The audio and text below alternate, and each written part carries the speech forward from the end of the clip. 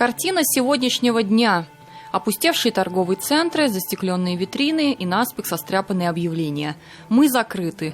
То ли временно, то ли навсегда. По соцсетям расходятся фото опустевших бутиков и рассказы о рыдающих девушках в ЦУМе, пытающихся купить последние сумки Прада. Дьявол при этом уносит не только Прада, но и масс-маркет. Россия адаптируется к новым правилам игры. Существенная потеря или крупная ниша западных брендов освободилась для своих. Здесь у нас есть и Турция, и Китай, и Индия. Фундамент модной индустрии – ткани. И это основная пробоина в сегменте моды. Восточные альтернативы, уверяют российские дизайнеры, ничуть не хуже европейских. Главное – подбирать с умом и не экономить.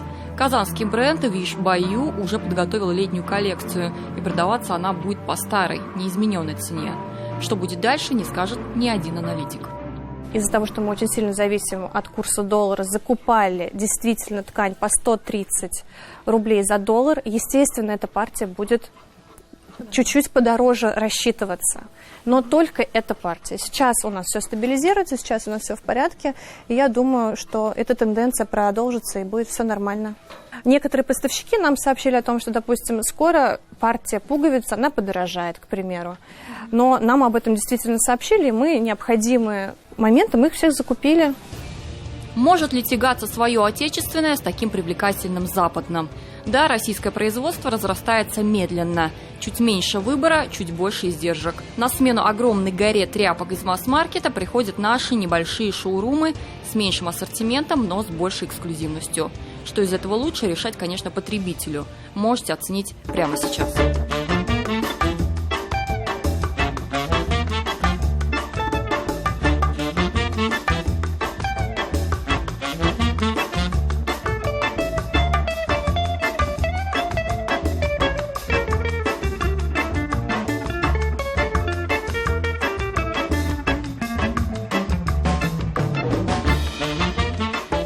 Вам нужно платье. Вы пришли в один магазин, его не нашли. Во второй магазин его не нашли. Пришли в Зару и нашли что-то уже более-менее похожее. И в следующий раз вы, скорее всего, не пойдете в первое и второе место. Вы пойдете туда, где вы нашли. А почему? Потому что там очень широкий ассортимент. Мы не стремимся охватить необъятное. Наша задача сконцентрироваться на качестве. Фэшн отошел на безопасное расстояние и в сфере бьюти. Западноевропейская косметика частично ушла с рынка, все остальное сильно возросло в цене. Золотое масло Фердаус. Это по уходу, это вот на ночь. Вот все ваши французские. Здесь норковое масло, здесь кокос, здесь органа. Но на рынке, в том числе татарстанском, есть сильные бренды, которые приобрели популярность как в нашей стране, так и за рубежом. Косметическая компания Мюстелла имеет сертификат европейского качества, пережила несколько кризисов. Не боится и этого, но придется находить варианты. Не в первый раз. Мы за 30 лет 4-й раз вошли в кризис. Наши тубы, они были польские. Банки, диспенсеры, вот все это французские банки, отдушки. Хорошо, у нас отдушки еще есть. Это у нас много. Мы работали именно парфюмером из Парижа. А вот с сырьем проблем здесь будет меньше. Косметика на норковом масле в помощи Европы не нуждается. Чуть больше трудностей вот у этого тоже казанского бренда профессиональной косметики. Сотрудничество с европейскими странами пока не прекращается. Поставки в прежнем режиме. Проверенные и надежные поставщики заинтересованы в бесперебойных поставках на территорию России, но сейчас идет активная перестройка логистических путей.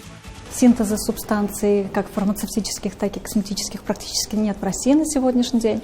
Поэтому, да, мы зависим от европейского сырья. Но на сегодняшний день все наши партнеры заверили, что они продолжают с нами работать, что наши партнеры вне политики, так же, как и мы.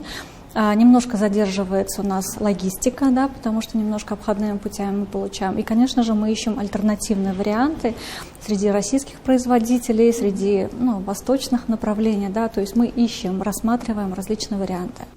От косметики санкции добрались и до косметологии. Медицинские центры сильно зависят от импорта. Сырье для процедуры хиджама заграничное. Но предприниматели ищут варианты. И если сейчас многие сокращают затраты внутри компании, то некоторые бизнесмены пошли по иному пути.